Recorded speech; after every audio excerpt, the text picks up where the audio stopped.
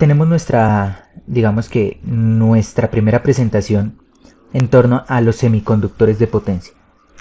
Esos semiconductores de potencia pues son nuestros elementos que vamos a utilizar en nuestros convertidores, los principales, ¿sí? Los principales, en los cuales nosotros pues tenemos que hacer un análisis importante sobre el funcionamiento. ¿Listo?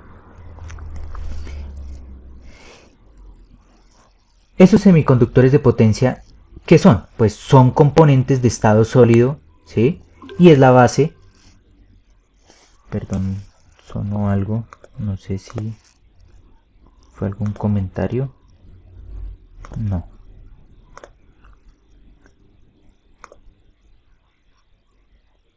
Tampoco. Listo, qué pena. Entonces son los componentes de estado sólido y son la base de la electrónica de potencia. ¿Qué son los componentes de estado sólido? Semiconductores, ¿sí? Semiconductores. Por eso cuando ustedes escuchan un disco duro de estado sólido es que solamente tiene semiconductores. Es eso. No tiene partes mecánicas. Y esos semiconductores, ¿sí? o componentes de estado sólido se pueden clasificar en tres grupos: en los diodos, en los tiristores y en conmutadores controlables. Los diodos son semiconductores de conmutación natural. Ellos, dependiendo la polaridad, pues conmutan o no. Entonces es una conmutación natural. Los tiristores, a partir de una señal, una pequeña señal de encendido, podemos controlar el encendido del interruptor, ¿sí? Eso es lo principal.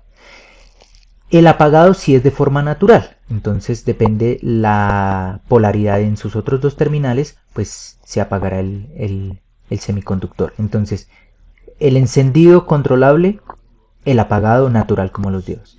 Y los conmutadores controlables, como tal, a partir de una señal de control yo puedo encenderlos y apagarlos, ¿sí? Entonces, si ustedes se dan cuenta, este tienen dos terminales, es como un interruptor. Este tiene tres, porque tiene un terminal de control y los otros dos terminales como un interruptor. Los conmutadores controlables igual, un terminal de control y dos terminales como un interruptor, ¿sí? Dos terminales de un interruptor como tal. ¿Listo? ¿Qué más tenemos por acá? Entonces vamos a analizar los diodos. Los diodos pues son elementos semiconductor formado por una sola unión PN, ¿sí? ¿Cuál es su símbolo? Pues nosotros lo vemos acá, ¿sí? ¿Cuál es, digamos que su característica de corriente versus voltaje? El ideal, ¿sí? Una sección de bloqueo y una sección de conmutación, o una zona de bloqueo y una zona de conmutación. Y ya la gráfica real, ¿sí? Ya de los componentes que nosotros tenemos hoy en día. Una sección, una zona de conducción, ¿sí? Pero pues nosotros sabemos que debe existir un umbral, un voltaje, se debe superar un voltaje mínimo para que el diodo conduzca. Y que el diodo conduce no de forma, digamos que con pendiente infinita, sino tiene digamos que un comportamiento lineal. Bueno, digamos que lineal dependiendo de la zona, pero en general es un comportamiento lineal que dependiendo la corriente que pase a través del diodo, pues va a existir un voltaje reflejado en el diodo. Es eso, ¿listo? Esa es la zona de conducción. Ahora, la zona de bloqueo. La zona de bloqueo es que él va a soportar un voltaje, va a soportar un voltaje, va a soportar un voltaje sin dejar pasar corriente, ¿sí? Cuando ya se supera la zona de bloqueo, entonces el voltaje se estabiliza. Así usted le aplique más voltaje, el voltaje que cae en el diodo es el mismo, ¿cierto? El de ruptura. Pero va pasando una corriente de fuga. Una corriente de fuga, que es esta la que observamos acá. ¿Alguien sabe, si yo supero este voltaje de ruptura, alguien sabe qué pasa con el diodo? ¿Se daña? ¿O qué pasa con el diodo? ¿Alguien lo sabe?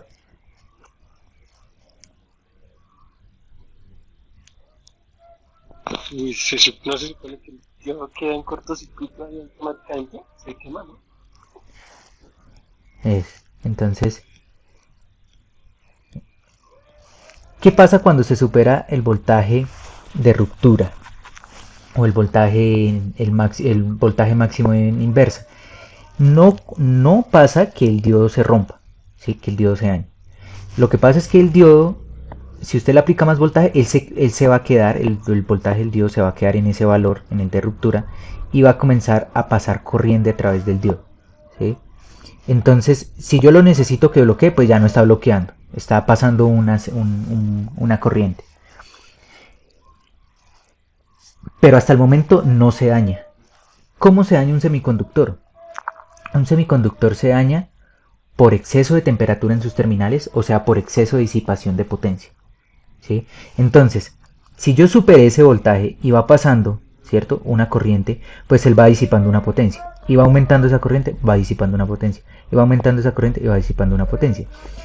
¿Qué pasa? Que ese nivel de corriente, ¿sí?, pues por el voltaje que está cayendo, da una potencia perdida en el interruptor. Cuando se supera la potencia máxima, el diodo se rompe, ¿sí? Entonces, ¿qué pasa? Cuando la potencia sobre el diodo pues va aumentando, va aumentando, va aumentando, va aumentando, va aumentando, la temperatura en su juntura va aumentando, va aumentando.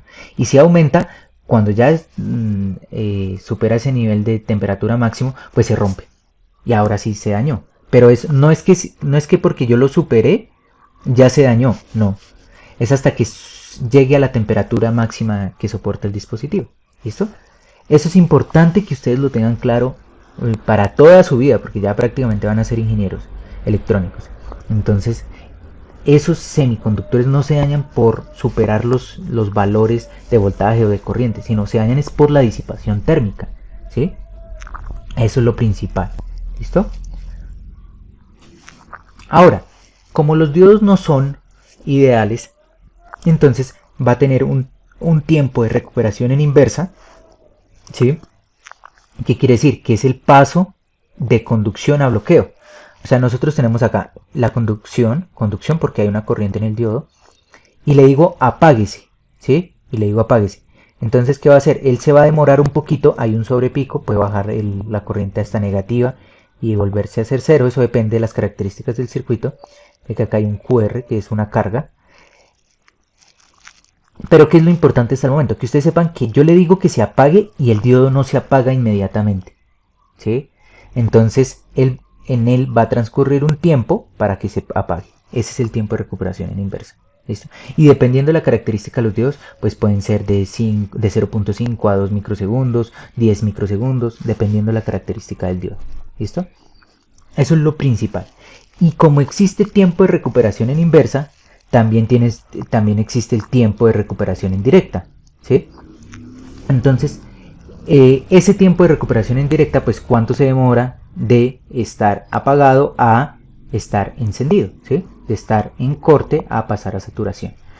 Y acá vamos a ver, tenemos por acá el datasheet de un diodo de carburo de silicio, ¿sí? De carburo de silicio, no es solo silicio, también es de carburo de silicio. Ese diodo soporta 600 voltios de ruptura, ¿sí? 5 amperios de corriente en directa y tiene una carga, ¿sí?, de 7.6 nanocoulombios. ¿Cuál es la característica de este diodo? ¿Sí? Estos son diodos digamos que más o menos de última tecnología, ¿sí? O sea, si salió del 2017 al 2020, o sea, salió en ese rango, este diodo, ¿sí? Porque yo en el 2017 estuve buscando estos diodos y todavía no estaban, ¿sí? Entonces, este diodo que ustedes ven en pantalla es nuevo, ¿sí? Estamos hablando de 3 años de su fabricación y comercialización. ¿Qué tiene de característica este diodo? Mire, tiene 0 voltios de recuperación en directa y 0 voltios, o sea, más que el voltaje, sino se refiere al tiempo de recuperación, o sea, pasa inmediatamente de conducción de corte a conducción o a saturación, y pasa inmediatamente tiempo 0 de saturación a corte. Eso es algo importante de estos diodos, o sea, son muy eficientes. Y miremos las features, las características: 600 voltios, alta frecuencia de operación, temperatura independiente en el switcheo, súper rápido switcheo, o sea, extremadamente rápido el switcheo, coeficiente de temperatura positivo en el voltaje BF, en el voltaje gamma del diodo. Beneficios: puede reemplazar un bipolar con rectificadores unipolares. Digamos que muy bajas pérdidas en conmutación, súper eficiente, reducción en el, digamos que en el head skin es el disipador, entonces en los requerimientos del disipador, para un mismo empaque, otro diodo diferente necesitaría un disipador más grande. Este necesita un disipador más pequeño para la misma potencia y la misma disipación térmica, ¿sí? Puedo manejar, digamos que los dispositivos en paralelo. Aplicaciones. Fuentes de alimentación conmutadas, SMPS, ¿sí? Digamos que diodos para el convertidor boost de un PFC. ¿Qué es esto? Un PFC es un rectificador, ¿sí? Un AC/DC, pero que tiene unas mejores características de comportamiento en su funcionamiento, que nosotros los vamos a ver. Entonces este PFC se llama corrector de factor de potencia, ¿listo? Y nos sirve para eso. También nos sirve, si no sé, diodo libre, diodos para inversores y convertidores AC/DC, no solamente para PFC, sino también los AC/DC rectificadores normalitos. Es muy bueno en eso, ¿sí? Y tenemos acá unas características, ¿sí? Mire por acá, voltaje de recuperación, voltaje de pico repetitivo en inversa, el voltaje que soporta de bloqueo en DC, la corriente en directa. Acá miren que hay unos test de condiciones de temperatura, que es importante. O sea, si yo tengo la juntura 25 puedo manejar 11 amperios, pero si tengo la juntura en 158 solamente puedo manejar 3 amperios, ¿sí? Entonces yo puedo diseñar mi disipador para poder controlar eso. Y mire, de 11, ¿sí? De 11 amperios a 5 amperios, pues yo puedo manejar el diodo en 135 grados, pues lo llaman así, en grados Celsius, y puedo manejar 5 amperios.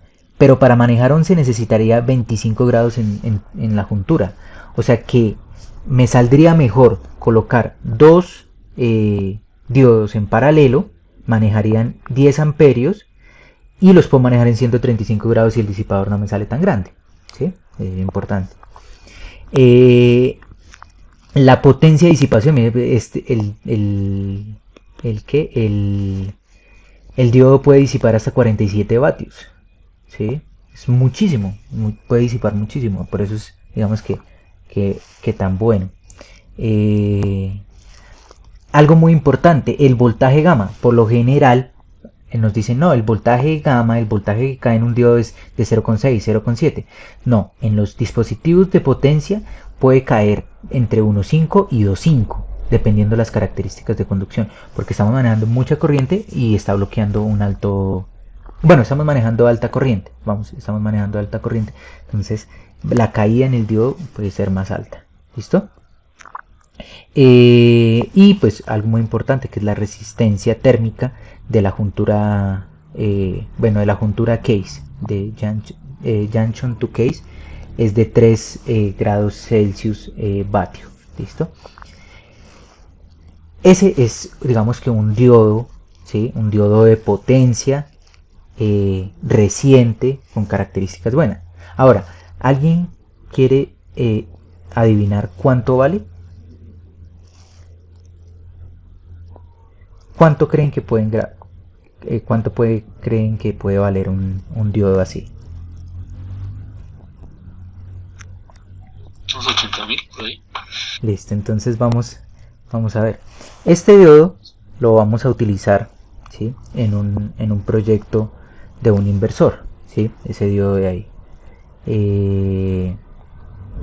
A ver si nos sale por acá. Ay. Debe ser más costoso, ¿no, ingeniero? Esos elementos son costosos. Más porque tiene harta eficiencia. Espera un segundito porque es que estamos acá en... Listo, entonces se van a dar cuenta que no es tan caro, sea, a comparación de los diodos que uno compra, pues acá en Tunja, en Colombia, pues sí son económicos, o sea, sí esos son económicos, pero acá nosotros podemos manejar, discúlpenme, discúlpenme que me equivoqué de pedido. No es tan caro, o sea, tampoco es tan caro, ¿sí? Es este diodo, ¿sí? Y, y vale 1,46 dólares, ¿sí? 1,46 dólares. Estamos hablando de 4.000, de 6.000 pesos, ¿sí? De 6.000 pesos. Se pidieron 11 dólares, ¿sí? No es para nada caro, ¿sí? Ahora, ¿qué es lo importante? Sí, ¿qué es lo importante? Que ustedes, digamos que identifiquen en dónde pueden comprar estos componentes, ¿sí? Entonces, ¿sí? Ok, pensé que alguien iba a hablar. Entonces, una página, ¿sí? Una página es DigiKey, ¿sí? DigiKey es a nivel mundial, ellos tienen proveedor, digamos que como tal sedes en un montón de países del mundo, ¿sí? Entonces, ¿cómo funciona DigiKey? Perdón, voy a quitar esto porque si no, no me deja ver acá. Creo que se ve muy pequeño, ¿cierto? Sí, ahora sí. Eh, entonces DigiKey tiene unas categorías, así como cuando ustedes entran y van a comprar algo en cualquier tienda online, tiene unas categorías y ustedes pueden ingresar. Entonces, por ejemplo, vamos a ingresar a circuitos integrados, ¿sí? Entonces acá. Entonces tenemos circuitos integrados para adquisición de datos, ADCs, ¿sí? DACs, FPGAs, comparadores lógicos, bueno, un montón, ¿sí? Eh, por ejemplo, vamos a mirar acá, reguladores lineales, ¿sí? Entonces yo quiero un regulador de voltaje, ¿sí? Y acá me sale digamos que unos filtros, así tal cual como cuando entran ustedes a Mercado Libre y quieren comprarse algo. Entonces, por ejemplo, yo quiero un regulador, ¿sí? Mire, hasta cantidad de reguladores trae, que a la salida, ¿sí? Me dé un voltaje de 5 voltios, ¿sí? Entonces yo acá puedo colocar varios filtricos, bueno, perdón, solo los de 5 voltios con seguimiento, más o menos 5 voltios, hay un montón, ¿sí? Y le doy, obviamente, que necesito decirle que esté en stock y que el estado de la pieza esté activo,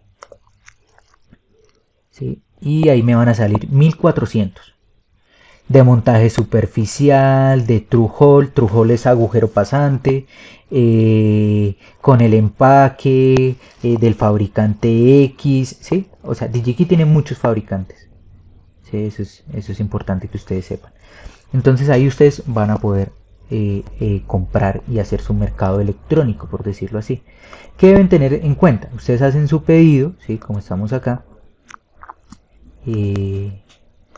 Perdón, hacen su pedido, ¿sí?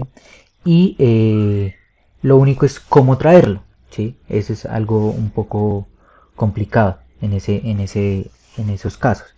Entonces, lo que uno hace es tener un casillero, se llama un casillero virtual, en una ciudad en Estados Unidos, y de allá, digamos que los operadores logísticos de Colombia tienen casilleros allá, entonces uno envía de la tienda allá y ellos lo traen acá. Es doble envío, pero es la forma más económica para hacerlo. Porque envíos directos de esos operadores acá pues salen muy caro, ¿sí? Entonces, para que ustedes lo tengan en cuenta. Ese es, digamos que una tienda online. No sé si la conocían o si alguien ya ha pedido ahí.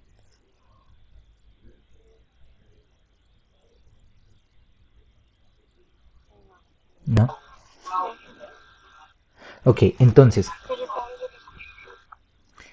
es bueno, ¿sí? Que ustedes sepan de esas páginas. Ahí pueden encontrar un montón de cosas, o sea, pueden hacer pedidos para, si ustedes van a hacer una tesis en control, en comunicaciones, en lo que quieran, ¿sí? Electrónica de potencia.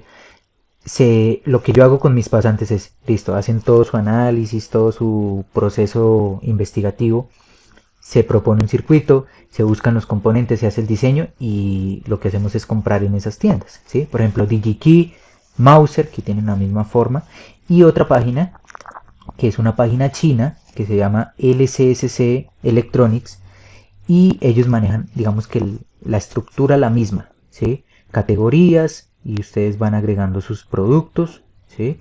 Agregan sus productos, a ver si esto reacciona, ¿sí? Agregan sus productos, perdón, por acá. Entonces, sensores,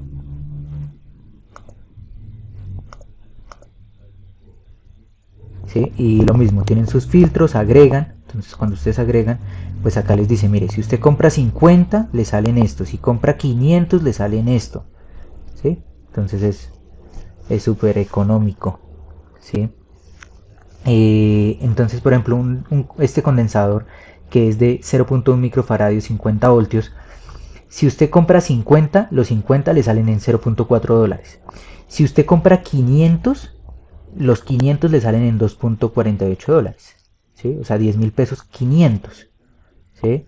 Entonces digamos que por eso es que producir en masa pues es más económico, ¿sí? O de producción en serie. Eh, y pues es mucho más económico que acá. Ahora, Estados Unidos. señor, La que se nos acaba de mostrar también está en Estados Unidos o desde China. ese es en China, ese es en China. Entonces, sí. Sale más caro el envío. Pero ahí lo que dice el compañero también con el casillero virtual, me envíen de China a Estados Unidos y hagan de allá le encargo aquí a Colombia. Exacto. Bueno, sí. Sí, también. ¿Qué les cuento de lo que yo he hecho con esas páginas? Este pedido, literal, este pedido que se hizo, pero eso fue antes de la pandemia, ¿sí? Eso sí toca aclararlo. Se hizo todo el pedido y el pedido salió por 44 dólares, ¿sí? Son hartas cosas, ¿sí? Son alrededor de 22 cosas. Y en cantidad también son hartas. El envío de China a Colombia valía 6 dólares, ¿sí? Pues había un cupón de descuento, lo apliqué, entonces el envío me salió gratis. Pero sí se demoró, el pedido se hizo el 3 de marzo y llegó el 4 de abril, ¿sí? Entonces, digamos que el tiempo sí se puede demorar un mes.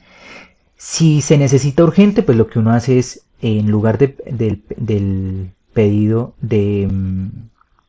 a Colombia directo, se hace al casillero y del casillero se envía acá. Entonces, de la página de China a Estados Unidos, yo he tenido envíos de un día, ¿sí? Y ya de ahí se trae acá y se demorará 4 días. Entonces, en total 5, una semana, ¿sí? Pero los costos de envío sí son un poco más altos, ¿sí?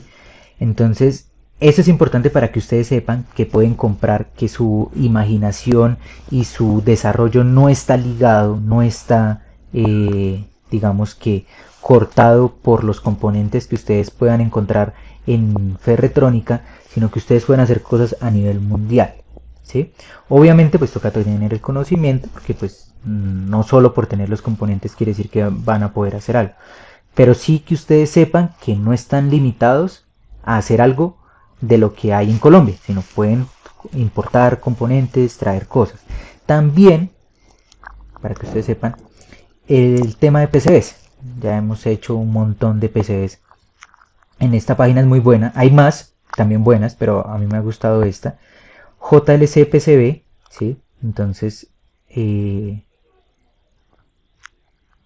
perdón, me logueo y les muestro. Entonces, se pueden hacer PCBs por 2 dólares, ¿sí? Entonces, PCBs discúlpenme. PCBs de 10 por 10 y valen 2 dólares, ¿sí? Ahora, ¿qué es el envío? ¿Qué es caro? El envío, ¿sí? Entonces, mirar si el envío y lo demorado, ¿no? Entonces, el envío de China a Estados Unidos o de China directamente a Colombia, pero directamente a Colombia se demora mucho. Entonces, toca jugar con esa partecita, ¿sí? Es importante ahí que ustedes lo tengan claro. Pero el hacer PCBs profesionales está en la posibilidad, porque digamos que mandar a hacer acá un PCB 20 por 20 en Colombia puede costar 200.000, 300.000 pesos. Y mandarlo a hacer a China, y pues sí, nos demoramos un poquito más, pero podemos hacerlo por 50.000 pesos, ¿sí? Y envían 5 placas, ¿sí? Que es esta la promoción. $2, 5 placas, o sea, de la misma que ustedes enviaron, les envían 5 placas igualitas, ¿sí? Entonces miremos acá en Order History.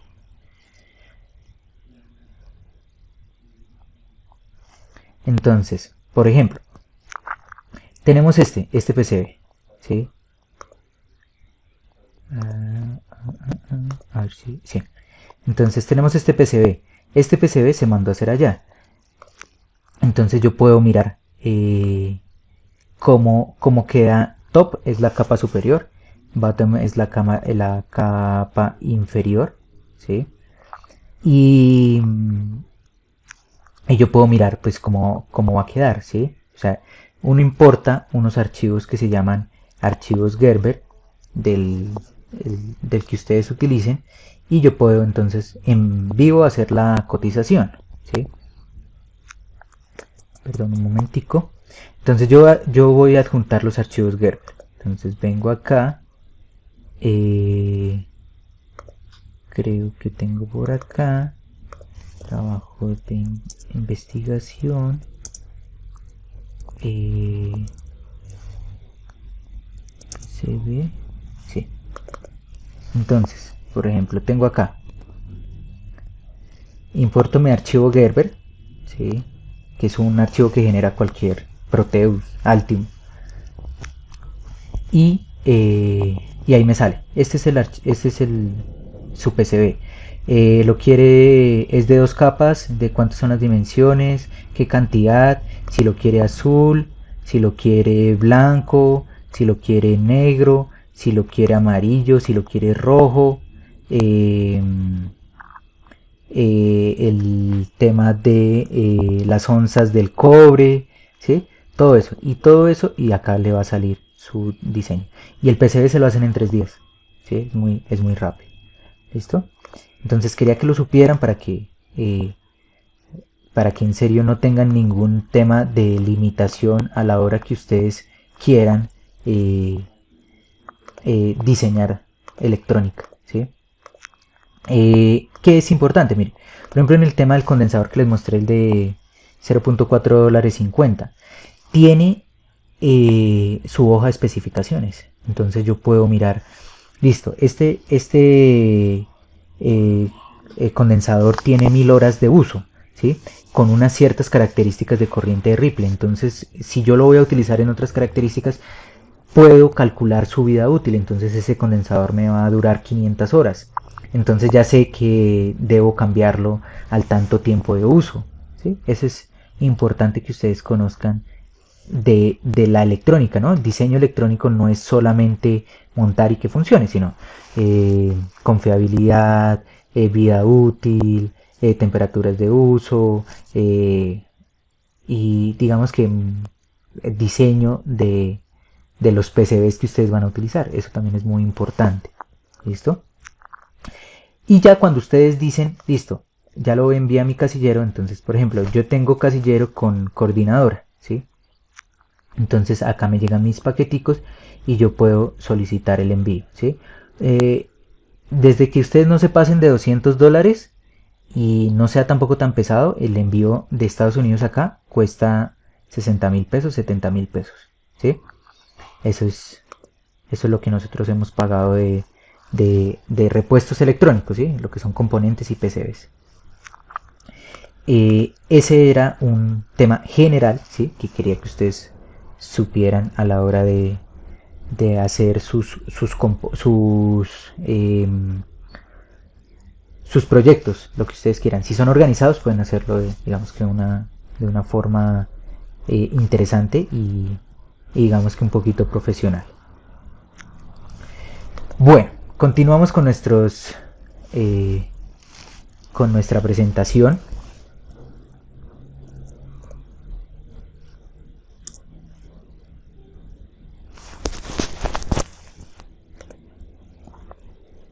Listo.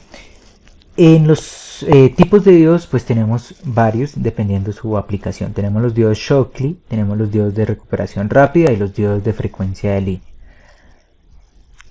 Los diodos Shockley normalitos, ¿sí? Normalitos, pues no soportan una alta tensión, pero sí tienen características de bajo, digamos que voltaje de conducción o de caída, de bajo voltaje caída.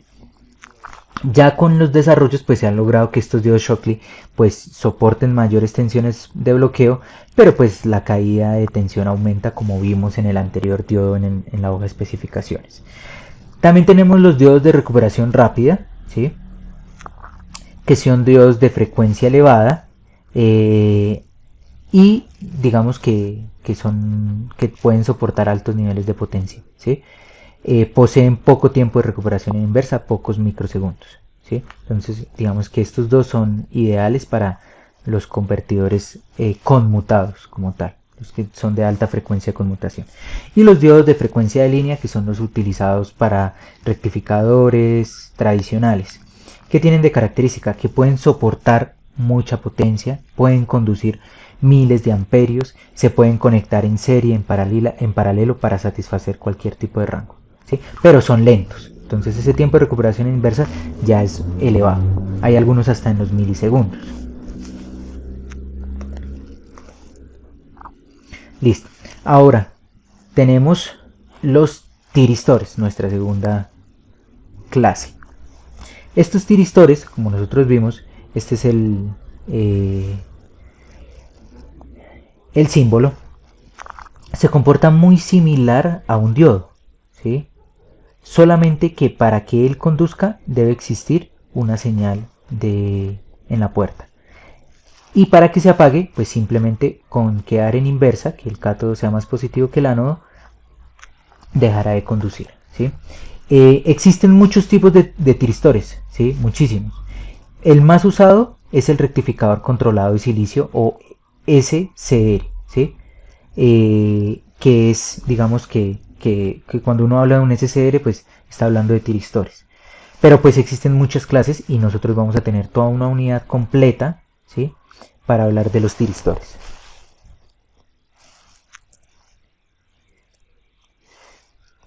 ¿Cuáles son sus curvas características? Tenemos el símbolo, ¿sí? La ideal, entonces existe una zona de bloqueo, ¿sí? Existe una zona de bloqueo, tal cual como la de los diodos, y existe una zona de bloqueo en inversa, ¿no? Y existe una zona de bloqueo en directa. Hasta que no exista una corriente de gate, ¿sí? El tiristor no va a conducir.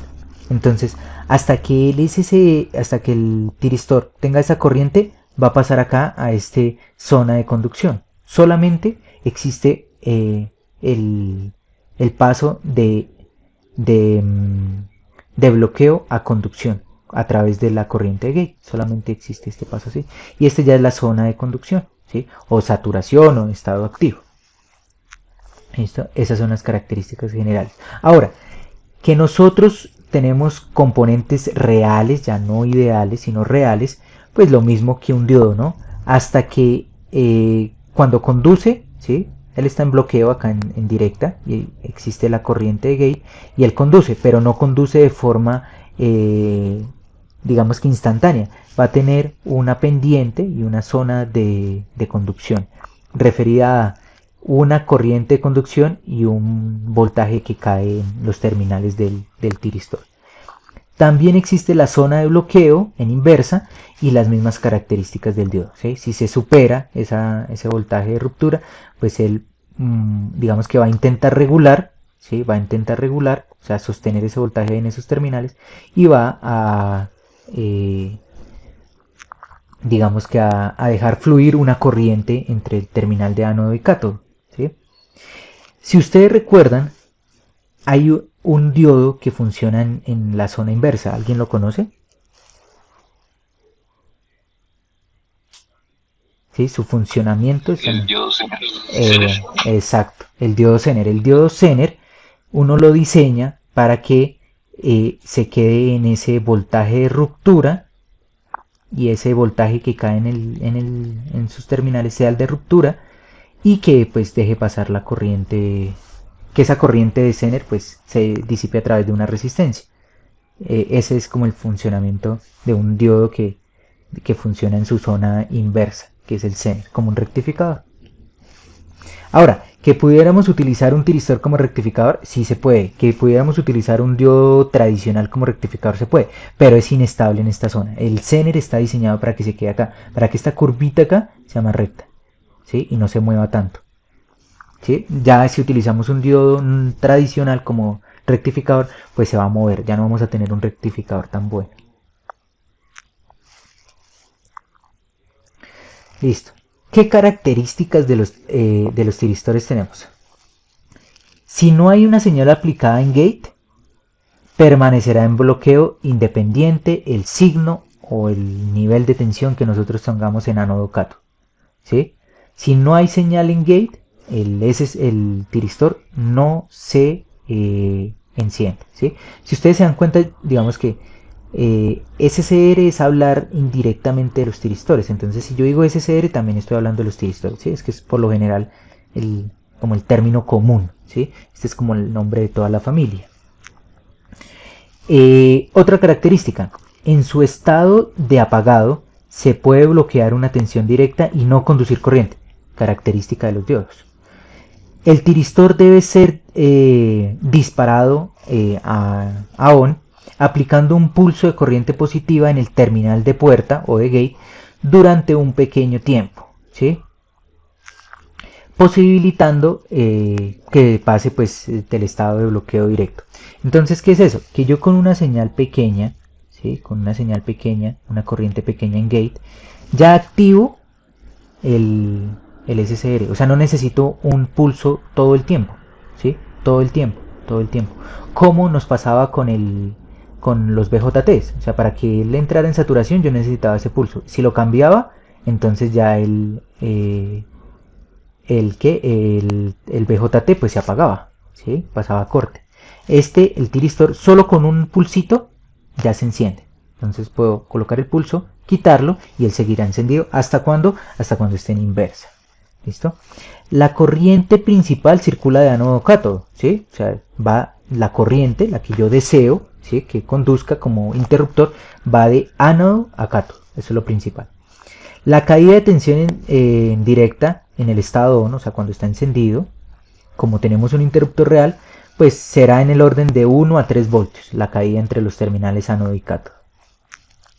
Solo cuando la corriente del ánodo tiende a ser negativa o inferior al valor umbral por la influencia de un circuito de potencia, se desactivará el tiristor. ¿Qué quiere decir eso?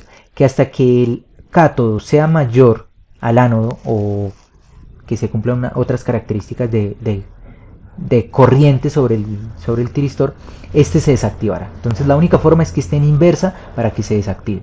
Esa es la única forma. ¿Listo? Y una vez empiece a conducir, es fijado en el estado de on, aunque la corriente de puerta desaparezca, ¿sí? Lo que acabamos de hablar. Yo puedo quitar el pulso en gate, igual desde que esté en directa seguirá conduciendo.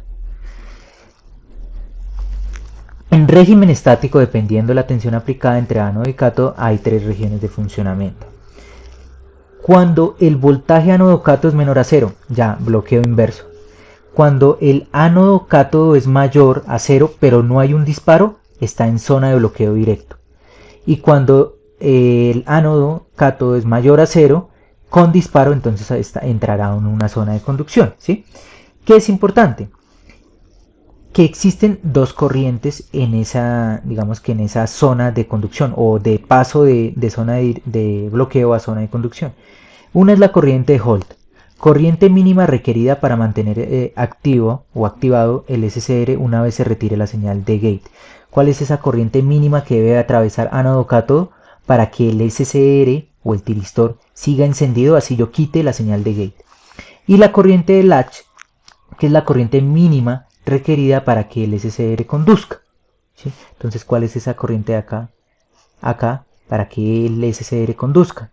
Esos son dos niveles de tensión de corriente que debemos tener presentes para saber cómo se va a comportar nuestro tiristor. ¿Listo? Y sí, tranquila. Ese disparo es como una señal de control que tiene como tal el divisor o Sí.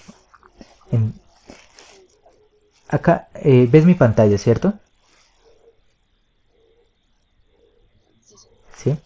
Entonces, yo tengo un SCR, ¿sí? Y esta es la señal de gate. Entonces, esta señal de gate, vamos a hacer la corriente de gate. Perdón el dibujito porque no estaba hoy preparado para dibujar acá en el tablero. Pero yo puedo, ¿sí? Esta señal de gate, decirle un pulso.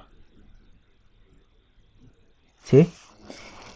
Solo con este pulsito ya este sí es un SCR, ese símbolo, que es ánodo cátodo. Ya con esta señal el SCR se activará. Yo no necesito una señal que esté activa todo el tiempo hasta cuando ya no la necesite, porque recordemos que el SCR se apaga solito, ¿sí? Entonces, yo que sí necesito darle un pulso. Ese pulso pues debe tener unas características, ¿no? Una corriente de gate calculada para que pues el SCR lo reconozca como pulso activo. Pero lo principal que se debe saber en este momento es que yo con un pulsito, con un pulso, puedo encenderlo, ¿sí? Eso es lo principal, ¿sí? Es un pulso. ¿Listo, Erika? ¿Sí? ¿Más claro? Listo, entonces, como los tiristores, digamos que hacemos una analogía con los diodos semicontrolados, pues tendrán un transitorio de conducción de bloqueo a conducción, que es esta gráfica que vemos acá. Yo tengo una señal de gate, ¿sí? Una corriente de gate. Le dije enciéndase, pero es que mire que el tiempo, hay un tiempo de encendido, o sea, un tiempo que le toma al tiristor reaccionar. Oiga, me dijeron que me encienda, ¿sí? Entonces, no hizo. Ah, ya, reaccioné, sí, debo encender. Ahora, hay un tiempo que se demora de pasar de bloqueo a conducción, ¿sí? Y listo, y conduce. Ahora miremoslo en términos del voltaje de ánodo cátodo. El voltaje de ánodo cátodo, pues como estaba en bloqueo, pues yo voy a tener ese voltaje aplicado, ¿cierto? Que estaba ahí bloqueando. ¿Hasta cuándo? Hasta cuando ya el tiristor se dio cuenta que le tocaba encenderse, entonces va a bajar el voltaje. Después hay un tiempo, un TPS, ¿sí? Que está relacionado cuánto le lleva, ¿sí? De un nivel de voltaje X al nivel de caída de tensión del SCR.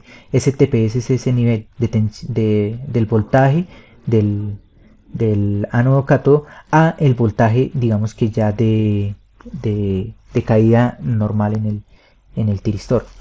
Todos estos tiempos sumados, pues es lo que se demora el tiristor del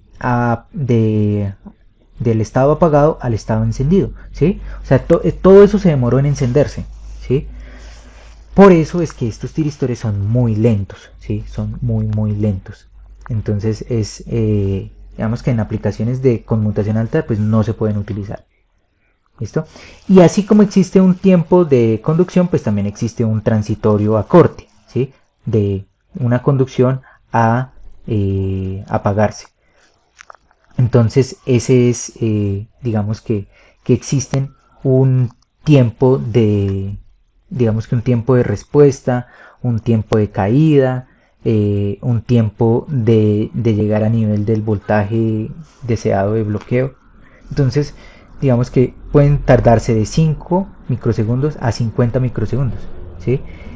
O sea, los tiristores más rápidos pueden ser de 5 microsegundos.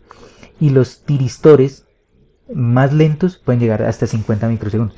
Y eso que no hay, digamos que hay tiristores perdón, tiristores rápidos para la red de 50 microsegundos, y hay también tiristores lentos que pueden ser hasta en el orden de los milisegundos, ¿sí? Entonces, estas transiciones se llaman pérdidas de potencia. Entonces, si hay pérdida de potencia, la eficiencia es mala. Y lo que nosotros queremos con nuestros circuitos es que sean eficientes. Eso es lo principal.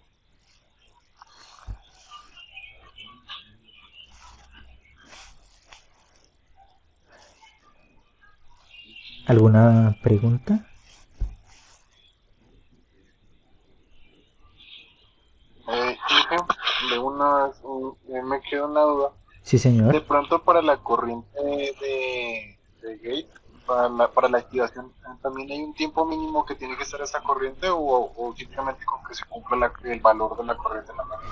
Sí, hay un tiempo, mínimo, pero está relacionado a cuánto tiempo se demoró digamos, en el TD on, en el TR y en el TPS. ¿Sí? Eso es lo principal, como garantizar que este tiempo que le va a tomar al SSR entender, ¿sí?, que lo encendieron, pues es el tiempo que debe durar la señal de gate en alto, ¿sí? Eso es lo principal.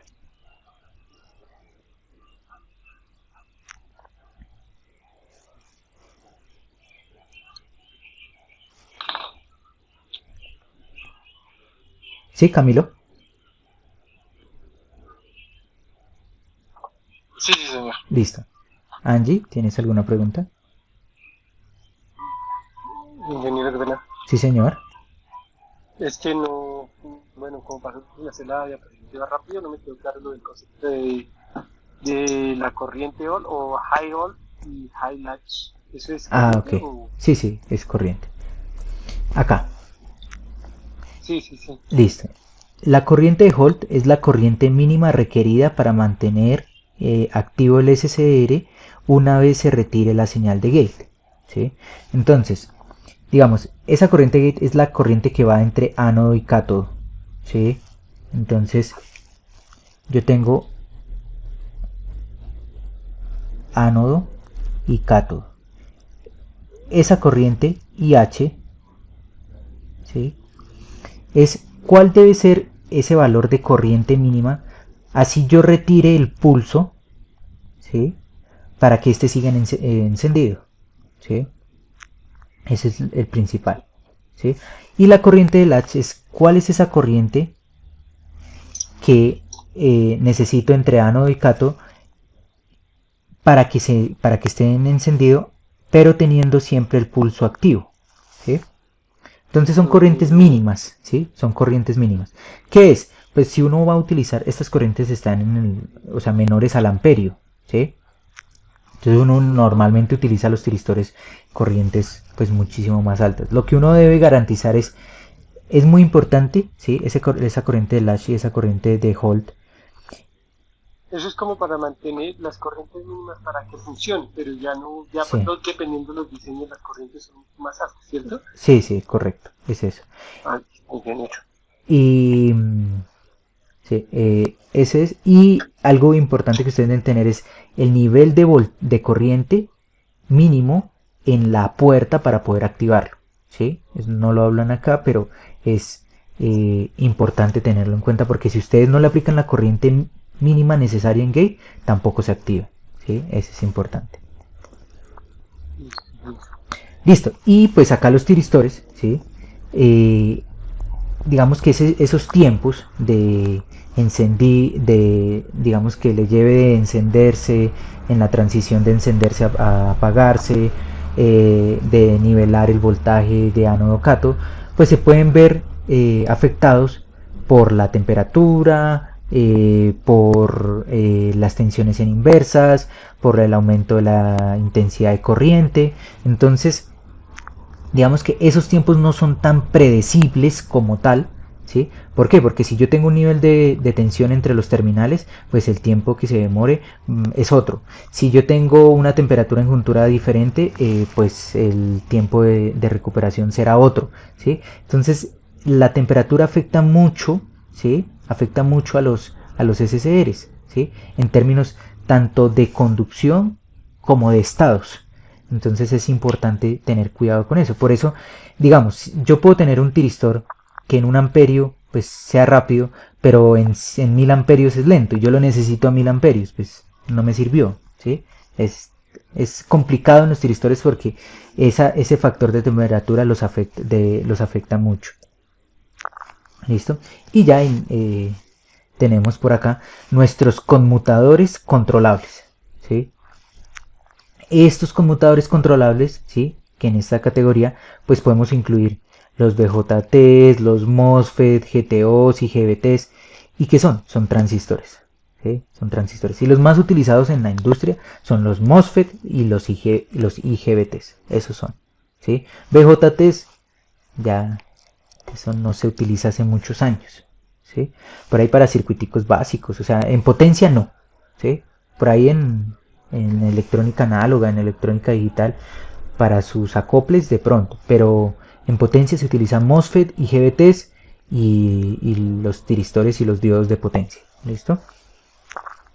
¿Qué características deseables necesitamos en un conmutador controlable? Una pequeña corriente de fuga, ¿cierto? En el estado off, ¿sí? O sea, si está abierto, que sea muy pequeñita esa corriente que está atravesando en el interruptor.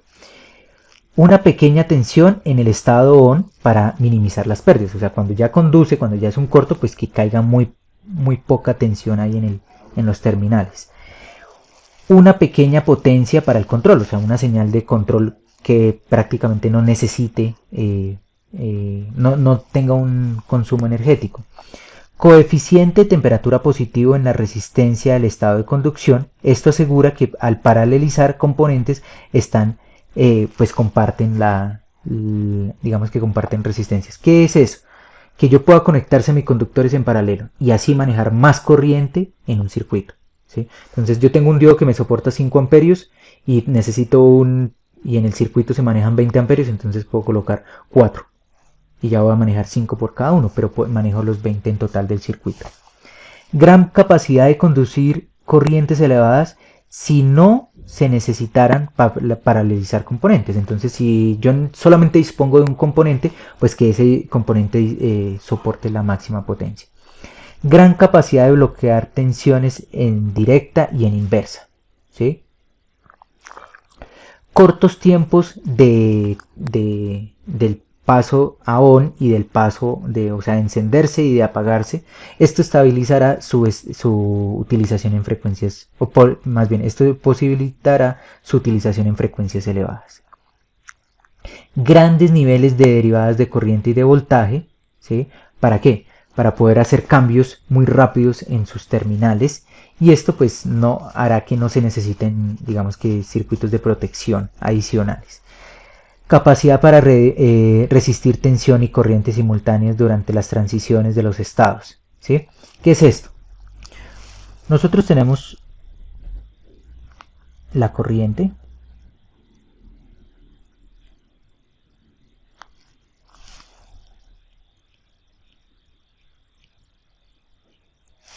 entonces yo tengo una corriente,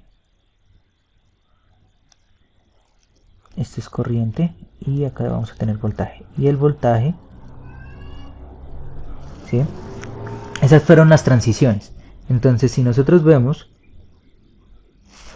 pues en esta transición y en esta transición, ni la corriente fue cero ni el voltaje fue cero. O sea que hubo una potencia, ¿sí? Perdón, lo hago por acá.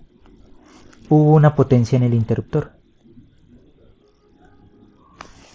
Entonces, ese interruptor debe tener la capacidad de soportar esas potencias. Y eso se llama potencia por conmutación, ¿sí? O sea, fue una potencia que se presentó solamente en el cambio de estado de conducción a corte. Y eso también se produce cuando pasa de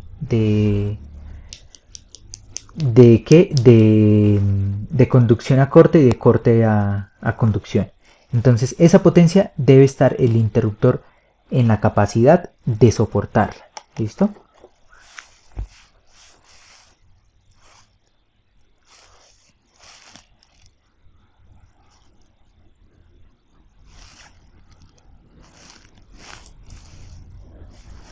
¿Qué características ideales buscamos en un controlador en unos conmutadores controlables?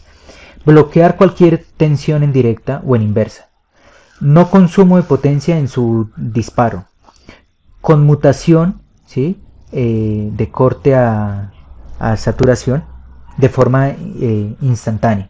¿Sí? Que pase de saturación a corte y de corte a saturación de forma instantánea. Conduce cualquier tipo de corriente con 0 voltios de caída en sus terminales. Pero pues eso no es posible, ¿cierto? Entonces tenemos que buscar las características de componentes que se puedan acercar a lo ideal. Pero lo ideal no existe, ¿sí? Lo ideal no existe. Entonces tenemos que coger componentes y compararlos, ¿sí? Así como vimos en la tienda, poder coger esos componentes y compararlos. Entonces este me sirve, este tiene mejor tiempo, este conduce más voltaje, este bloquea más voltaje, conduce más corriente, dependiendo de mis características.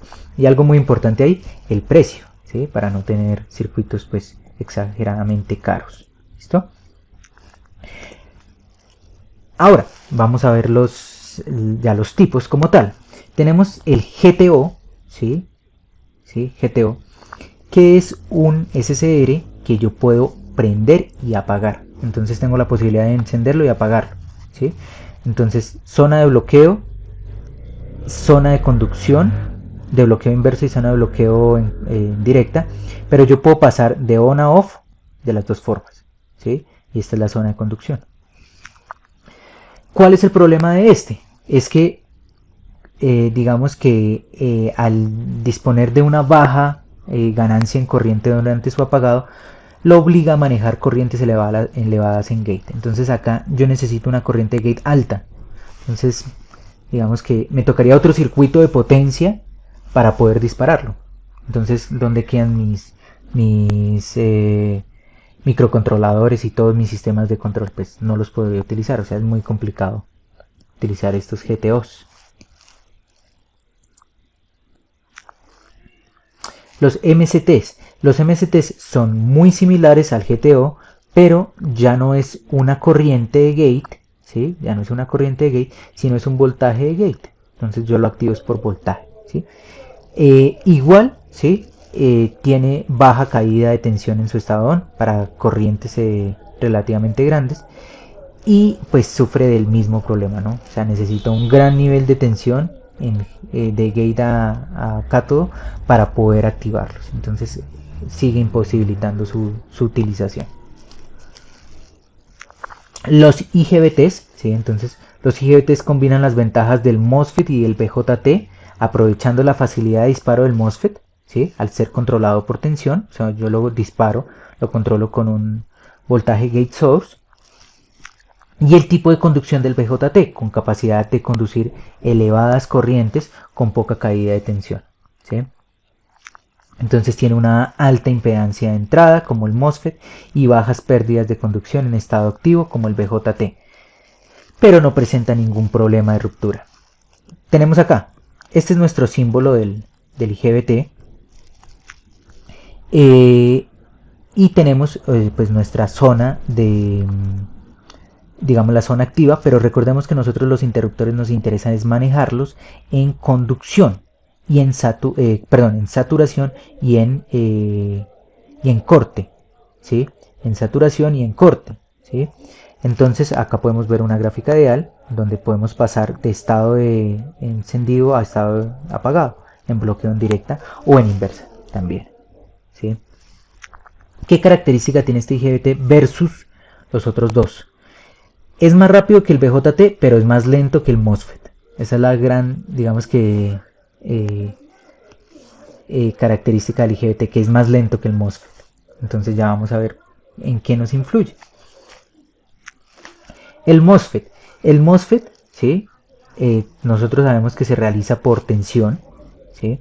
Teniendo que soportar un pico de corriente de carga para la capacitancia de gate. ¿Eso qué quiere decir? Bien, nosotros tenemos este MOSFET, ¿sí?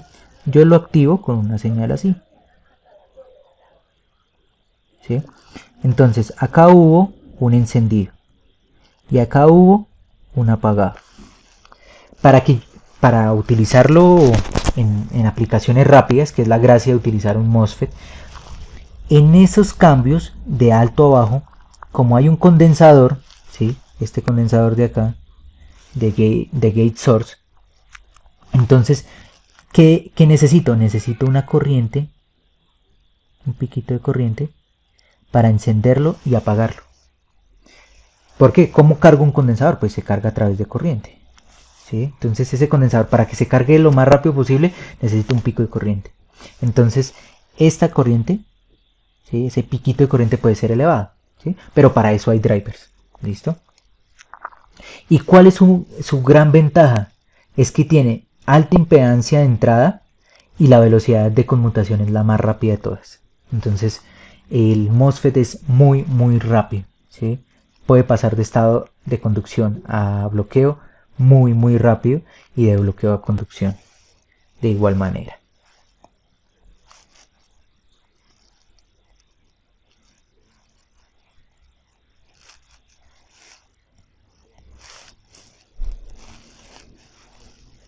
Tenemos por acá su símbolo, ¿sí? Su símbolo. La característica, pero lo mismo, ¿no? Nosotros lo buscamos trabajar en la zona de saturación y en la zona de corte. Nada de región activa o de estado activo. Y pues hay unas características de los condensadores, tanto de condensador de gate source, de condensador de gate drain, condensador de drain source, que nos habla sobre qué tan rápido va a ser la conmutación del MOSFET. ¿Listo? Eso es principal en nuestro MOSFET. Y también tenemos nuestro transistor BJT, ¿sí? El BJT, pues como sabemos, se controla a través de una corriente de base, ¿sí? Que esa corriente de base pues debe ser mayor a la corriente de colector sobre un factor, ¿sí? Que llevará a una, digamos que a una conducción. Normalmente la caída está entre 1 y 2 voltios, ¿sí? Y el principal problema es que estos transistores se demoran mucho. O sea, yo lo quiero manejar, pasar de estado de corte a saturación y se demora. De saturación a corte y es demorado. Entonces ese es su gran problema. Ahora, su principal ventaja es la baja caída de tensión en saturación. Como inconvenientes, ¿sí? Se destaca su poca ganancia de voltaje corriente. ¿Listo? Entonces, ese principal problema es, digamos que son lentos, ¿sí? Ahora,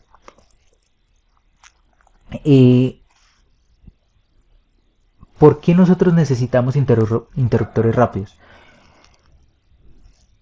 Hay algo que son los filtros, ¿sí? Entonces, cuando yo logro conmutar, ¿sí? Cuando yo logro conmutar a una alta frecuencia, pues el filtro que yo necesite aplicar será más pequeño, porque tendrá una frecuencia de corte más alta. Entonces, digamos que los valores de los componentes de un filtro son inversos a la frecuencia de conmutación, a la frecuencia de corte del filtro. Entonces, si yo logro conmutar a más frecuencia, más hertz, entonces el filtro será más pequeño. Y si es más pequeño, pues menos, digamos que menos pérdidas habrán en el circuito. ¿Por qué? Porque la inductancia necesitará menos cable, porque el condensador pues será de un valor de capacitancia más pequeño, ¿sí? Y será menor el tamaño. Y en el caso de la inductancia, la resistencia serie equivalente en una inductancia pues está definida a través de la longitud del cable que se utilice. Y si yo necesito menos inductancia, quiere decir que necesito dar menos vueltas. Y si necesito dar menos vueltas, quiere decir que es menos longitud del cable. Y si es menos longitud, menos resistencia serie asociada a la inductancia. Entonces, por eso es que uno busca componentes que puedan conmutar más alto. O sea, más frecuencia, más frecuencia, más frecuencia. ¿Listo? Eso es lo principal en nuestros convertidores de electrónica de potencia. ¿Listo? Y acá tenemos una comparación, ya finalizando. Tenemos los tiristores que son capaces de manejar hasta 5000 voltios y 3000 amperios, pero no superan el 1 kHz. Los GTOs, que también son lentos, 1 kHz.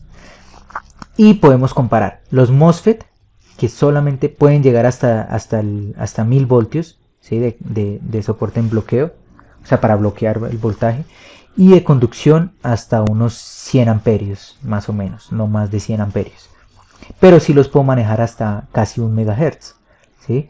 En cambio los IGBT sí puedo manejar 2000 voltios, puedo manejar 500 amperios, pero no puedo superar los 100 kHz, ¿sí?